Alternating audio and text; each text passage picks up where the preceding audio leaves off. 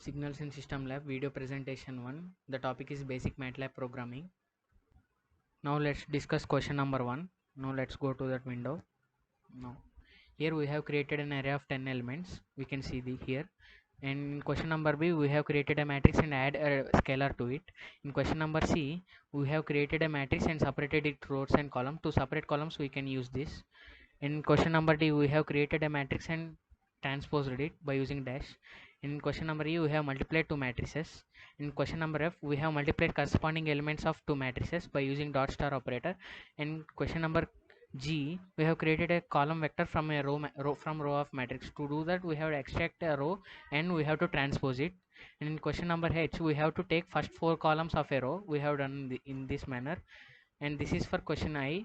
Let us say we have to create a submatrix. Let us say we have to take 1 3 5 rows and 1 4 columns. We have to do this in this manner. In question J we have to remove a row and a column. To do that we have to choose a row and assign it a null vector. Example this. Now we can do this. You can see here.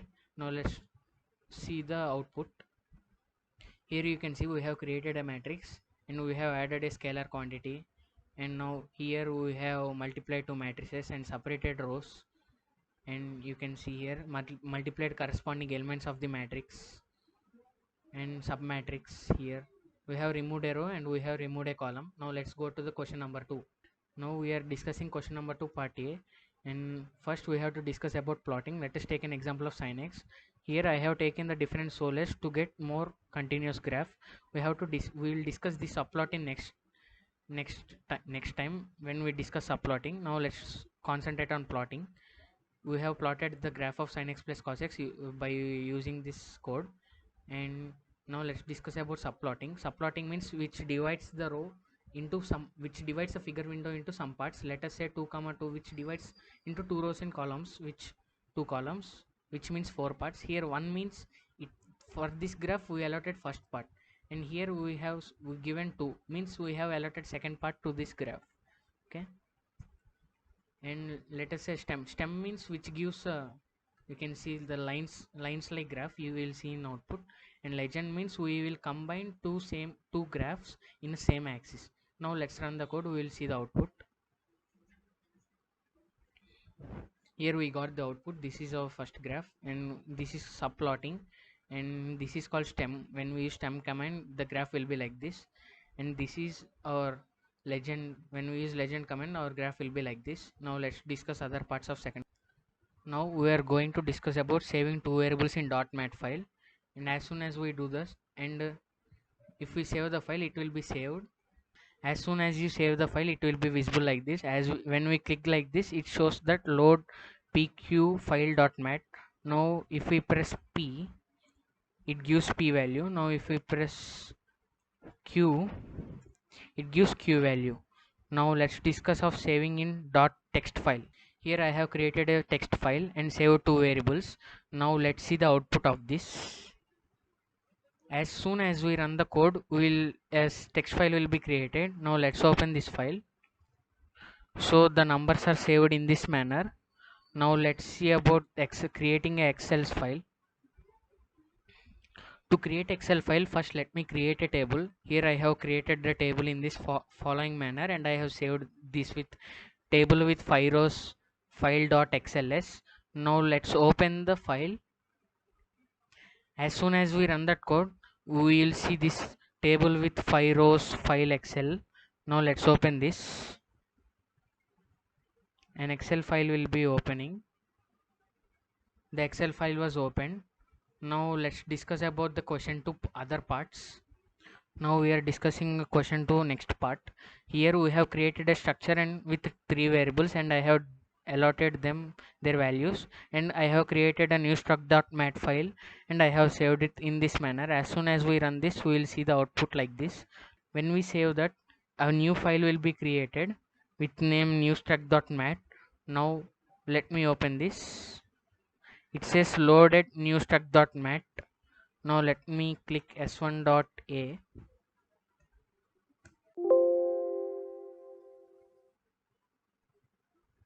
Now let me load new struct.mat again. Now let's click s1.a. Yeah, we got 475 s1 dot b. Here you can see in my name. Now let's click s1 dot c. Now we got a matrix. Now let's see the other parts of that question 2 part 2. Now we are going to understand about read cell and write cell commands, and I have created a cell. Now I have written this code and saved it in r.csv. Now let's run this program. Now let's see the command window. Here we can see that the file is saved with the name r.csv. Now let's open this, and you can see the table, and you can see the inputs and everything. Now let's go to other part of question 2. Now let's discuss about read matrix and write matrix commands. So we have created a random matrix and I have saved it .xls file. Let's run this program. Here you can see it is saved in .s.xls file. Now let's open this. You can see the values saved in this manner. Now let's go to the next part of the question. Now here I am showing you that reading an audio file. I have written the code. I have saved this song in the same directory where my files have saved. As soon as we run this code, this song starts playing. You can hear it.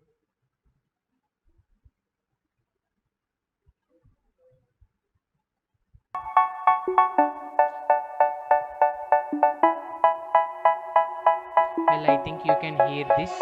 Now They say, oh my God, I see the way. Now let's discuss about question 3 part 1. Now I am moving to that file, editor file. Yeah, in this question, without using root command, I used a function to find roots. So you can see this. So as you run this program, you will get the roots. Now let us see in the output. Now it is showing that not enough arguments. Now let's give some arguments.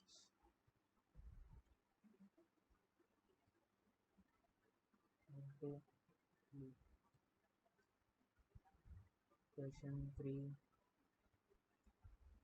part 1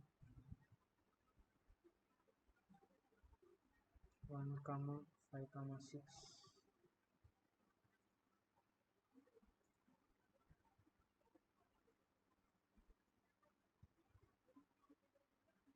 Now let me run this.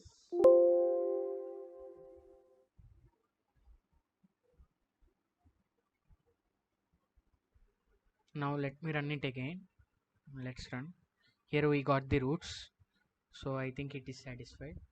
Here I have typed this.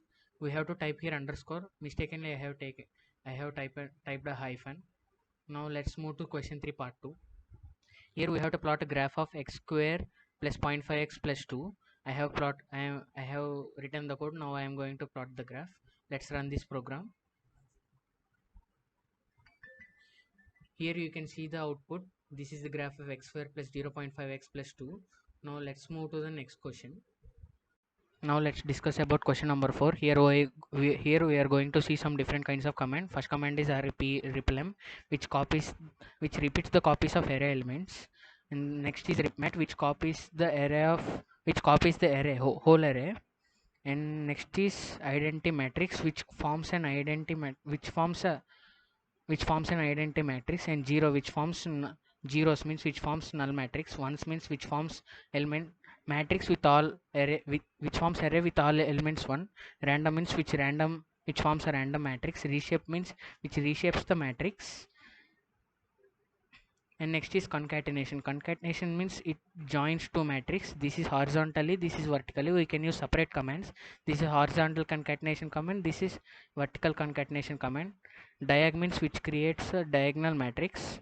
Block diag means which creates a block diagonal matrix, means which creates blocks, means which will be created from the blocks.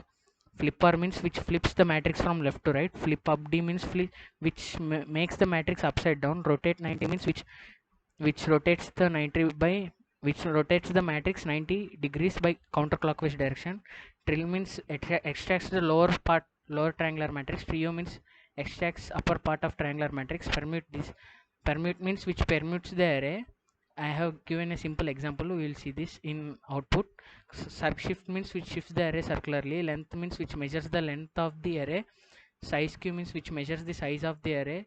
Number of dimensions, which measures the number of dimensions. NUML means which measures number of array elements. IsEmpty means which checks whether the matrix is empty or not.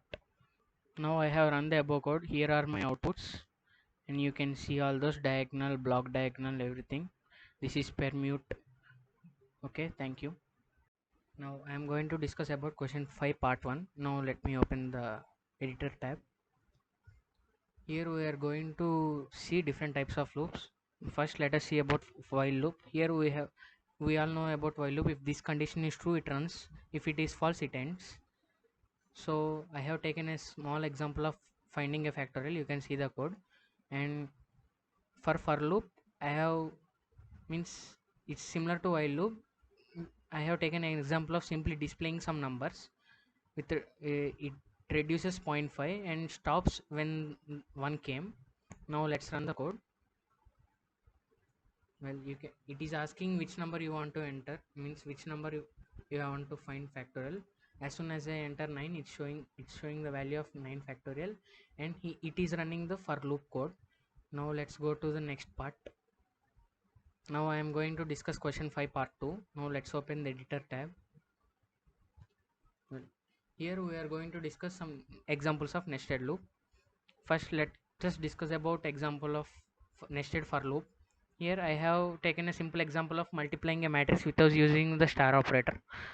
So you can see the code here. Now let's take another example of nested while loop.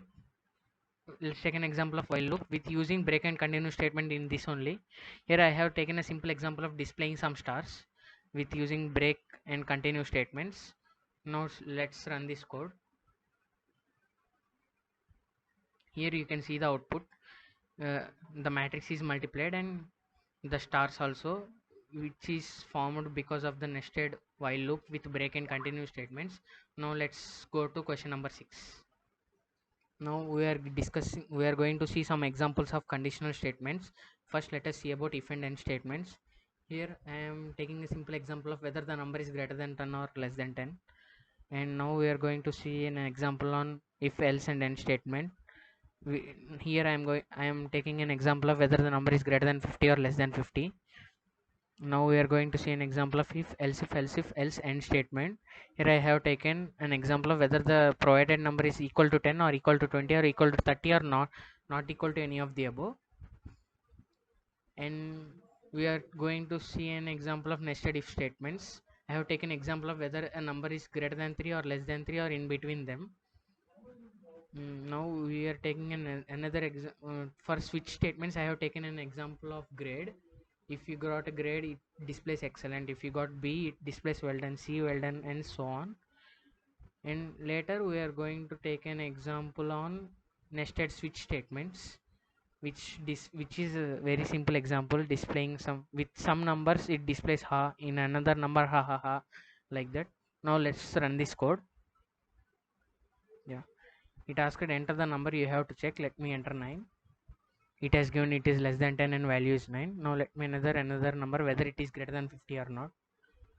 It is showing not less than 50 and value of B is 77. Now let me enter another number. Let us say 56. It is not equal to 10, not equal to 20, not equal to 30. So none of the values matching. Exact value of C is 56. Now let me enter 4.5, means whether it is greater than 3 or less than 3. It is showing not an integer value but lies between 3 and 6. It is asking enter the grade you got. Let me enter D. It is showing you pass. Now it is asking for last one, means nested switch statements. Let me enter 2 for X, and for Y let me enter 3. Is showing ha ha ha. Well, thank you. And I have forgotten a small thing in this .mat file. Now let me show you how to append a variable in .mat file. When we use this function, the variable will be appended. Now let me run this code. You can see in command window.